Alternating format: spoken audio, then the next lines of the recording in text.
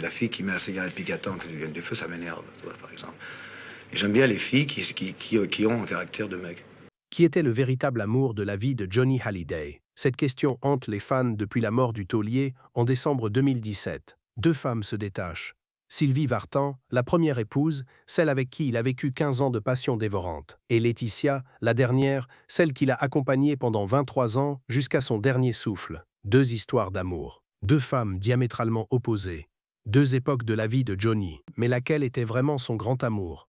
Celle de sa jeunesse, avec qui il a tout construit, avec qui il a explosé sur scène, avec qui il a connu la gloire, ou celle de sa maturité, qu'il a soignée, qu'il a protégée, qu'il a accompagnée jusqu'à la fin. Johnny lui-même a donné des réponses contradictoires selon les périodes de sa vie.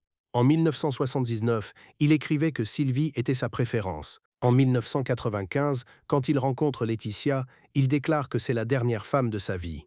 Alors qu'y croire? Les mots changent avec le temps, les amours aussi. Ce que nous allons découvrir aujourd'hui va bien au-delà d'une simple question de chronologie. C'est l'histoire de deux amours impossibles à comparer. Et à la fin, vous comprendrez pourquoi personne ne peut vraiment répondre à cette question. Pour comprendre l'ampleur de la relation entre Johnny et Sylvie, il faut remonter en décembre 1961, l'Olympia de Paris. Sylvie Vartan, jeune chanteuse de 17 ans à peine, assure la première partie de Vince Taylor. Eddie Vartan, son frère, présente sa sœur à Johnny Hallyday. Le rocker est déjà une star. À 21 ans, il enflamme la France entière avec son rock sauvage importé d'Amérique. Sylvie, elle, n'est qu'une débutante prometteuse. Mais le coup de foudre est immédiat.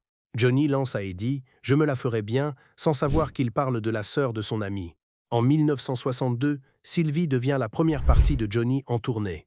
Officiellement, ils sont juste des collègues. Officieusement, ils vivent déjà une histoire passionnée qu'ils cachent aux médias.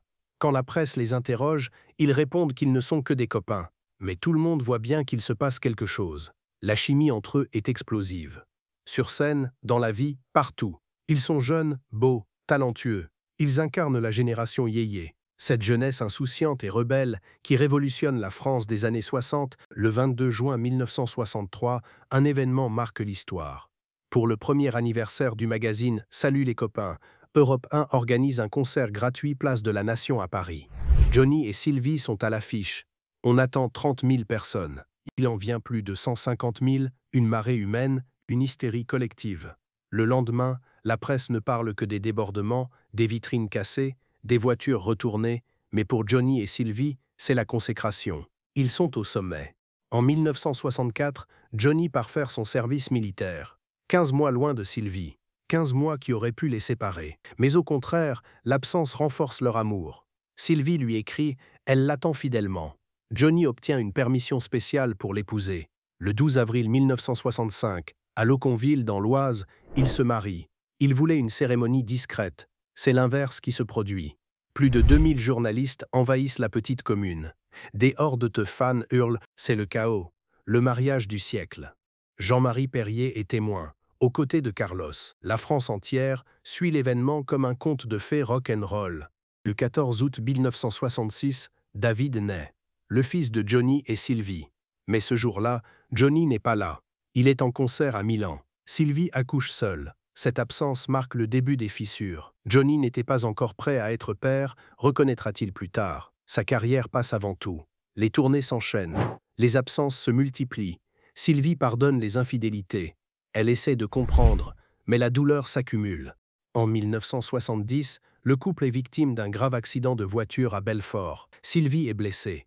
Cet événement les rapproche temporairement. Mais en 1973, nouvelle crise. Sylvie demande le divorce. Johnny s'effondre. Sacha Roule, son garde du corps, raconte qu'il est venu dîner un soir avec Jean-Jacques Debout et Chantal Goya. Il était d'une tristesse infinie, en pleurs, parce qu'il était question de divorce avec Sylvie. Johnny a pleuré tout le repas. Cette image du rocker invincible en larmes montre à quel point Sylvie comptait pour lui. Ils se réconcilient un an plus tard. Mais la blessure est trop profonde. Ce sera la véritable raison de notre divorce en 1980, confiera Sylvie des années plus tard. Entre 1973 et 1980, ils alternent entre moments de bonheur intense et disputes violentes. En 1979, Sylvie déclare que c'est sa plus grande année de bonheur avec Johnny. Et Johnny écrit à son propos « Sylvie, je la préfère à tout. Elle est ma préférence à moi. » Ces mots sont magnifiques. Ils montrent un amour profond, sincère, indestructible. Mais quelques mois plus tard, tout s'effondre définitivement. Le 5 novembre 1980, le divorce est prononcé. Après 15 ans de mariage, après avoir tout partagé. La gloire, les tournées, les succès, les échecs, un fils, Sylvie ne supporte plus.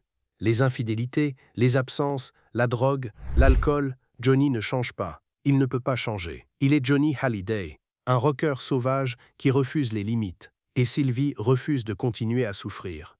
Pourtant, leur histoire ne s'arrête pas là. Ils continuent de chanter ensemble. Le 13 août 1980, aux arènes de Béziers, ils donnent leur dernière représentation commune en tant que couple. Mais ce n'est pas vraiment la fin. En 1991, ils remontent sur scène ensemble pour soutenir leur fils David au Zénith. En 1993, au Parc des Princes, Sylvie interprète a cappella Tes tendres années devant des dizaines de milliers de personnes. L'émotion est à son comble. En 2009, à Bercy, ils chantent ensemble Te manquer. Johnny a les larmes aux yeux. Sylvie aussi. 30 ans après leur divorce, le lien est toujours là, indéfectible. On ne pourra jamais dissocier ce que l'on a partagé, aussi bien sur le plan professionnel que personnel. Nous étions au diapason. Sylvie a prononcé ces mots en janvier 2025, lors de ses adieux à la scène. 7 ans après la mort de Johnny, elle affirme que leur histoire reste unique, indissociable, éternelle. Sylvie et Johnny ont chanté ensemble 55 duos sur 39 titres différents. Ils ont partagé la scène des centaines de fois. Ils ont incarné un rêve, une époque, une génération. Pour beaucoup, Sylvie reste la véritable femme de Johnny. Celle de sa jeunesse, celle de ses plus grands succès, celle qu'il a connue avant la gloire et qui est restée malgré tout. Mais il y a une autre femme. Une femme qui a partagé la vie de Johnny pendant 23 ans. Plus longtemps que Sylvie, plus longtemps que toutes les autres. Laetitia. Le 25 mars 1995, Johnny Hallyday débarque à Miami. Il revient d'un tournage de clip au Nouveau-Mexique. Il devait rentrer directement à Paris, mais décide de faire une escale en Floride. Une ville qu'il connaît mal. Il s'ennuie au bout de 2 jours. Un ami, Jean Roche, lui propose de dîner. Une Bentley arrive. À l'intérieur, 2 superbes jeunes femmes et un homme au volant. André Boudou, le père de Laetitia. Quelques jours plus tard, André organise un nouveau dîner. Cette fois, il veut présenter sa fille à Johnny. Mais Laetitia refuse d'abord. Elle ne veut pas passer la soirée avec un homme de la même génération que son père. Elle a 20 ans, Johnny en a 52, 32 ans de différence. Pourtant, au dernier moment, elle change d'avis. Les cheveux mouillés, en jean, sans maquillage, elle se rend au restaurant japonais où l'attend Johnny. Et là, tout bascule. Quand j'ai vu Laetitia pour la première fois, je me suis dit que j'aimerais bien passer ma vie avec elle. Confiera Johnny. Le coup de foudre est immédiat. Laetitia, intimidée, baisse les yeux de peur de trop rougir. Johnny, homme de 52 ans, se sent soudainement rajeuni. Ils parlent toute la nuit. Malgré leur différence d'âge, il y a comme un lien entre leurs vies. Notre façon de nous battre contre nos démons, explique Johnny. Laetitia était maigre. Elle ne s'aimait pas. Elle m'a raconté son combat contre l'anorexie. Cette rencontre est une délivrance pour les deux. Laetitia sort d'une période sombre. J'étais au fond du trou d'une période compliquée de ma vie, assez torturée, assez fragile. Je ne me raccrochais plus à la vie, c'est comme un suicide silencieux, confiera-t-elle des années plus tard. Johnny représente une bouée de sauvetage. J'ai rencontré Johnny avant qu'il ne soit trop tard. Ce fut salutaire. Je croyais enfin en quelque chose. Je n'étais jamais tombée amoureuse. Je n'avais connu que des déceptions avec les garçons. Et là, non seulement l'amour existait, mais en plus il était possible. De son côté, Johnny trouve enfin la stabilité dont il a tant besoin. Après Sylvie, il a enchaîné les relations. Elisabeth Etienne, avec qui il s'est marié et rapidement divorcé. Nathalie Bey, la mère de Laura, avec qui il n'a jamais pu construire quelque chose de durable. Adéline Blondiot, qu'il a épousée 2 fois et dont il a divorcé 2 fois. Johnny ne sait pas vivre seul. Il ne supporte pas de dormir seul dans un lit. Il a besoin d'amour. Constamment, et avec Laetitia, il sent que c'est différent. C'est vrai que je me suis toujours dit que c'est la dernière femme de ma vie, je le pense vraiment. Elle me donne tout ce qu'on ne m'a jamais donné. Un an jour pour jour après leur rencontre, le 25 mars 1996, ils se marient à Neuilly-sur-Seine. Nicolas Sarkozy, alors maire de la commune, les unit civilement. Laetitia a 21 ans, Johnny 52. L'entourage du rocker est sceptique. Beaucoup pensent que cette jeune fille est une arriviste, qu'elle profite de la célébrité de Johnny, qu'elle ne restera pas. Mais il se trompe. Laetitia ne cherche pas la gloire. Elle refuse de reprendre le mannequinat. Elle ne veut pas devenir chanteuse ou actrice. Elle veut juste être la femme de Johnny. Exclusivement, passionnément. Comme le dira l'acteur Tiki Holgado, elle s'occupe uniquement de tout ce qui peut lui faire plaisir. Laetitia se consacre entièrement à son homme. Elle devient sa femme, son amie, son assistante, sa directrice artistique. Elle endosse tous les rôles pour son bonheur. Et ça fonctionne. Johnny, pour la première fois de sa vie, connaît une stabilité familiale. Une vie de couple qui dure, qui traverse les années sans exploser. En 2004, ils adoptent Jade au Vietnam. Johnny a 61 ans quand il devient père pour la 3e fois. Cette adoption comble un vide. Laetitia et Johnny ont longtemps rêvé d'avoir un enfant ensemble. Mais Laetitia est stérile, sans doute à cause de son anorexie passée. Elle a vécu plusieurs fausses couches. La douleur était immense. L'adoption leur offre enfin la famille dont ils rêvaient. En 2008, ils adoptent Joy, 2 petites filles vietnamiennes qui deviennent le centre de leur vie. Mais Laetitia ne se contente pas d'être une mère et une épouse. À partir des années 2010, elle devient la manageuse de l'ombre de Johnny. Elle renouvelle son entourage musical. Elle éloigne les vieilles gloires comme Jean-Claude Camus, le fidèle producteur. Elle fait travailler Johnny avec des artistes plus jeunes. Mathieu Chédid, Yarol Poupeau, Maxime Nucci. Elle modernise l'image de son mari. Certains proches critiquent cette stratégie. Ils accusent Laetitia de faire le ménage dans l'entourage, d'isoler Johnny. Mais elle estime faire ce qui est bon pour sa carrière. En 2009, Johnny est hospitalisé d'urgence en Californie. Il est placé 2 fois en coma artificiel. Sa vie ne tient qu'à un fil. Laetitia veille sur lui jour et nuit. Elle le ramène à la vie.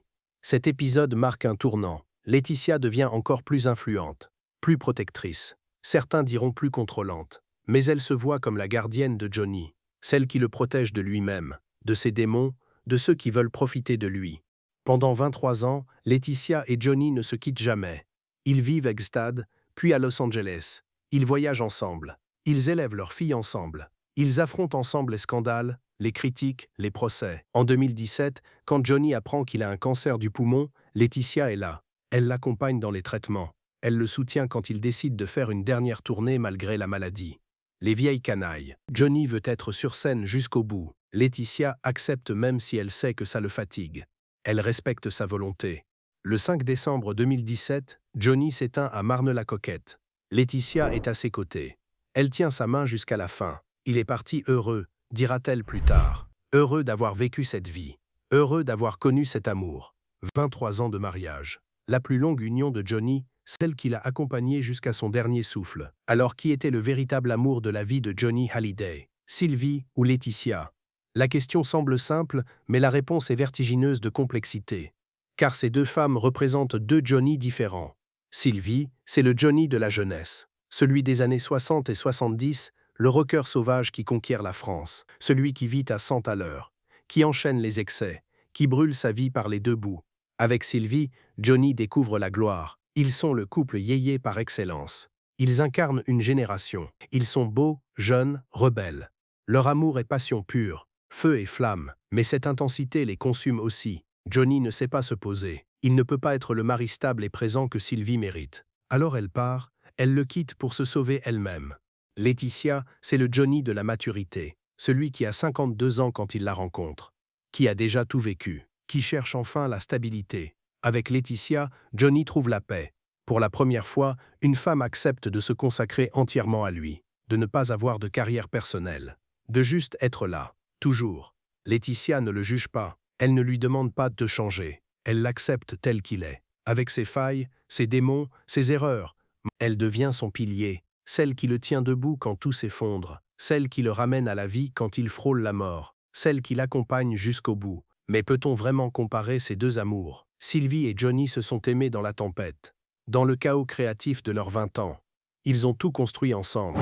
David est leur fils, leurs 55 duos sont leur héritage commun. Même après le divorce, le lien ne s'est jamais brisé. Sylvie reste la femme qui a partagé sa jeunesse, celle qu'il aimait encore en 1979 quand il écrivait qu'elle était sa préférence, celle avec qui il chantait encore en 2009 avec les larmes aux yeux. Laetitia et Johnny se sont aimés dans la durée, 23 ans. Ils ont adopté 2 enfants ensemble. Jade et Joy sont leur famille. Laetitia a accompagné Johnny dans ces dernières années. Elle l'a vu vieillir. Elle l'a vu affronter la maladie. Elle était là quand il est mort. Elle a fermé ses yeux. C'est elle qui l'a choisi pour l'accompagner jusqu'à la fin. C'est elle qui l'a nommé dans son testament comme héritière universelle. Geste d'amour ou manipulation? Personne ne le saura jamais vraiment. Certaines rumeurs circulent.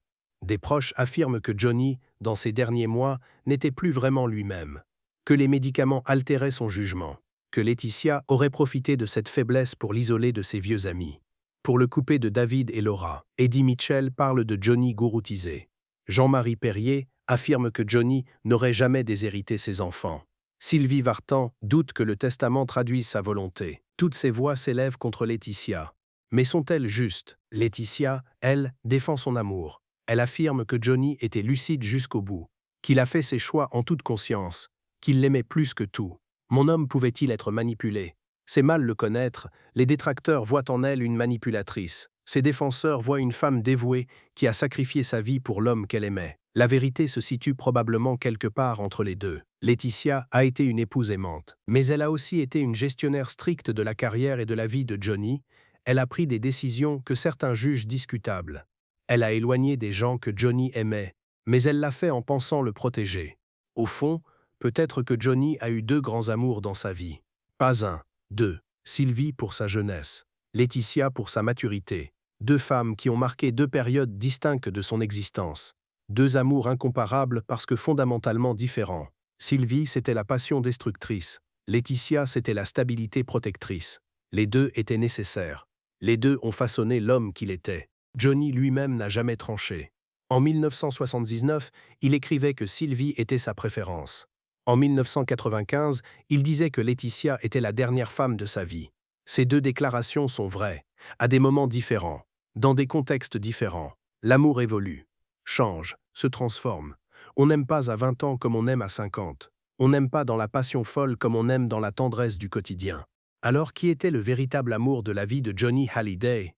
La réponse dépend de ce qu'on entend par amour. Si c'est la passion, la folie, l'intensité dévorante, c'est Sylvie. Si c'est la durée, la fidélité, l'accompagnement jusqu'à la mort, c'est Laetitia. Si c'est l'héritage artistique, les duos légendaires, l'époque yéyé, c'est Sylvie. Si c'est la famille, les enfants adoptés, les dernières années, c'est Laetitia. Chacune a sa légitimité, chacune a sa vérité. Et peut-être que c'est ça la vraie réponse. Johnny a aimé deux femmes. Profondément, différemment, mais tout aussi intensément. Et nous n'avons pas le droit de choisir pour lui. Parce que l'amour ne se mesure pas, ne se compare pas, ne se hiérarchise pas. Johnny a aimé Sylvie. Johnny a aimé Laetitia. Et les deux ont été, à leur manière, à leur époque, le véritable amour de sa vie.